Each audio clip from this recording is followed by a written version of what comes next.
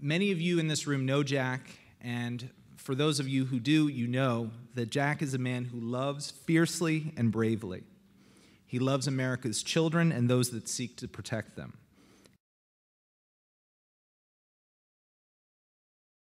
First, by what authority do we do our work?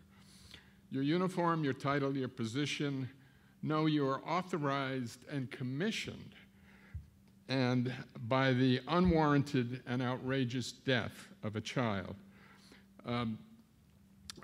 killed by a stray bullet on the way to school. Think about it, friends. What authorizes your work? Think of how many mayors, federal officials, kids, leaders spoke of that. Think of Sue with the child up here in her arms, asking, what's your passion? Why are you here? Think of the passion, the life and death struggle, the voices of youth. That gives us authority. That galvanizes our works. I see friends in cities, and I see new, not only colleagues, but dear friends in federal government with whom I've worked for 2 years. Folks who have ventured precious political capital. Mary Lou and the leadership so ably taking the baton of our former director and expending huge amounts of energy on this remarkable, innovative strategy. And folks, how many conferences have you ever been to, especially on the federal level, where we are so very important, so very wise, who have risked having the faces, the voices of the kids and folks who have been through pain informing policy? It's incredible.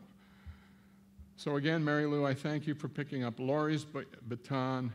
Eugene, Sue, Theron, our master of ceremonies, and of course our beloved Thomas, who is really the maestro. He is the conductor of the Federal Symphony. Now, the melodies that are played are not from up here. They're tunes picked up from you. That's where they come from. They all differ, but the core frame is dual. One, relationships. Kids out there alone, angry, dying for a relationship. That's one core theme. The other is the structural. Parents, schools, neighborhoods, future hope that would either abet their development or destroy it. Thomas used a baton which occasionally looked like a whip. Let's call it a whiplet. And if we didn't quite see the sponsor on the side, in bold letters, it said White House. And that is not just a joke. This comes from the heart of the Obama administration. It's extraordinary. I helped to create the 13-City Gang Prevention Network, which in part informed this. But this effort took it so much further. I'll never forget sitting at the first meetings, and across from me at the table were HUD, HHS, Labor, CDC, Cops Office, Education, ONDCP, and more, the Federal Symphony. They're forging policy, not in the ozone mists of DC, but based on what they're hearing from you. Crafting policies on the faces, on the pain, on the hope, and the initiatives in your cities. So again, what is so remarkable and rare is that policy would be galvanized and animated by voices, faces, folks on the street. They are with you every step of the way in passion and commitment. Their work gives lie to the caricature of faceless bureaucrats, bloated governments, pencil pushers. If this is a bureaucrat, I want to be one. And I know this. I was a Fed once. They don't get thanked much. They usually get yelled at because you didn't get your funding, or they get sued. No, not these folks. And I want every uncaring, pencil-pushing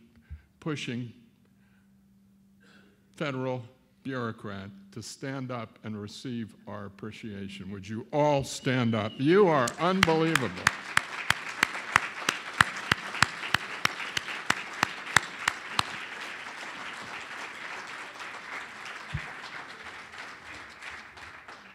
Quickly, core themes that are emerging from the last few days, which you've all probably picked up.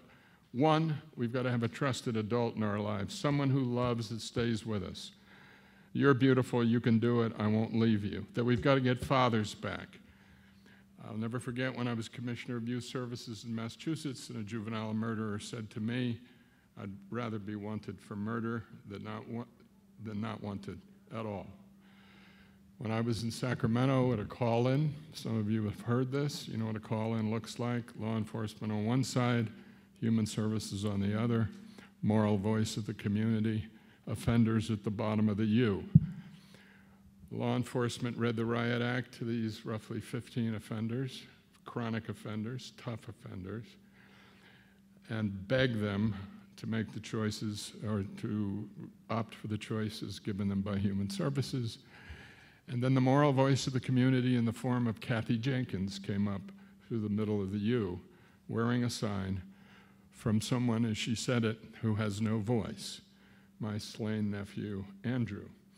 Now, I'm sitting in the back of the U here, and in back of a guy, heavily tatted, dreadlocked, big guy. She comes up very close to him, so she's in front, his back is to me, I'm looking at her. She leans in and she says, son, tell me your name. And he flexes big time and says, Popeye. She leans even closer and she says, that's not what your mama called you. What's your name? And he shrank. He just shrank and barely whispered, Keith.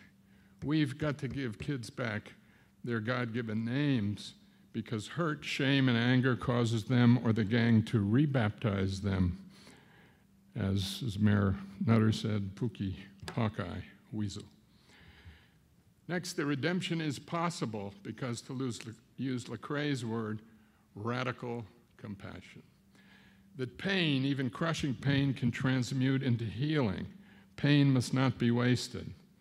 Think of Reverend Odom and his wife, of Salinas, of Luana, Kenneth, Maria, Laverne, all saying to others, I will use this experience with guns, drugs, death, even child abuse, as an instrument of healing, so no one will go through what I went through. And of course, Debbie's powerful story from Salinas. Next, that enforcement and office of help are not antithetical concepts. We need both.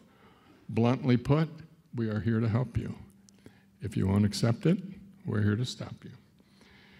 Next, that law enforcement must target its effort on the violent few, but that its success ultimately rests on trust, so that its force is viewed as legitimate. Think of Salinas in Houston, quote, these are our officers. Next, the necessity of Marin police leadership that's moral, it's got to stop, conceptual, let's make a plan, and bureaucratic, I'll change things if I've got to change things. That not only must we target and focus our efforts on certain, and that we must target our efforts in certain neighborhoods. Next, that the issue of data is not just a technical one, but a moral one. You're defining me just by my offense. You know I can't read. You know I can't get to school safely. You know my mom's on crack. That this all necessitates comprehensive planning and action, which are really tepid words, that translates to everyone has to play a role. In the words of theologian Abraham Heschel, in Moral Grandeur and Spiritual Audacity, in a free society, some are guilty, but all are responsible. Start early, family support, early childhood education. We've got to build communities that don't produce crime, and that the basics are so necessary. Again, Nutter or Bell, turn on the lights, parks, libraries, swimming pools, summer programs. Communities people are proud to live in, not to trash. We have to change business, how we do business on the local level. And I would read how we do business as parents. When's the last time you had dinner with your kid? When's the last time you read to your kid? You know where your kid is? It's 11 o'clock at night. Involve teens, not as objects to be fixed, but as partners, as resources, as we've heard. That the outrage so eloquently expressed by Mayor Nutter and Dr. Bell must always stay with us. Saul Green's letter from that child who said, I want to come back home from school the way I left in the morning. That spinach is snatched off the shelf when a few people get sick. Today, New York Times, page 10, 7 people killed in Oakland. Page 10. Above the fold, some chats about taxes and a few other things. Page 10.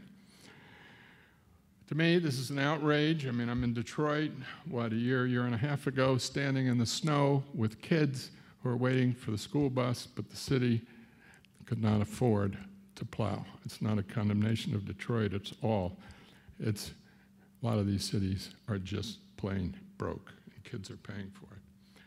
That the business and philanthropic communities are not ATMs, but living, caring members of the community whose passion, not checkbook, must first be touched. And that each of you is an amazing role model. Again, Detroit, where was it? Osborne High, I think. Is that right, Annie? Osborne. And packed with kids, and the chief said, went to school here. My wife went to school here. He was in uniform. The kids' jaws dropped. And you could only believe that they thought, you were here, I might be there. Huge. And that wonderful quote, I think it was from Memphis, Keith, that the absence of something can be beautiful. Just look what I didn't have to do. Next, spreading the word that you will be a resource for your colleagues in other cities across the nation. Or to use your term, Mary Lou, expand the conversation nationally. And then dare we dream it, that the conversation turns into a movement that will sweep the country where 30,000 shootings per year will recede and be seen as part of a distant, primitive past, a strange chapter in our nation's history. This is life and death work, but is it not a gift, a calling? Public policy doesn't get us up in the morning. Our core values do. Who are we? To what are we committed? So you can say, as very few people can at the end of the day or at the end of your days, I protected a child. That child's life is better because of my work. The bullets have stopped flying. Our youth's life's prospects are better. That neighborhood is safer and better. My community is better because of my efforts. You can say this. And is it not a blessing? So I thank you, every one of you, for your commitment, your work, and who you are.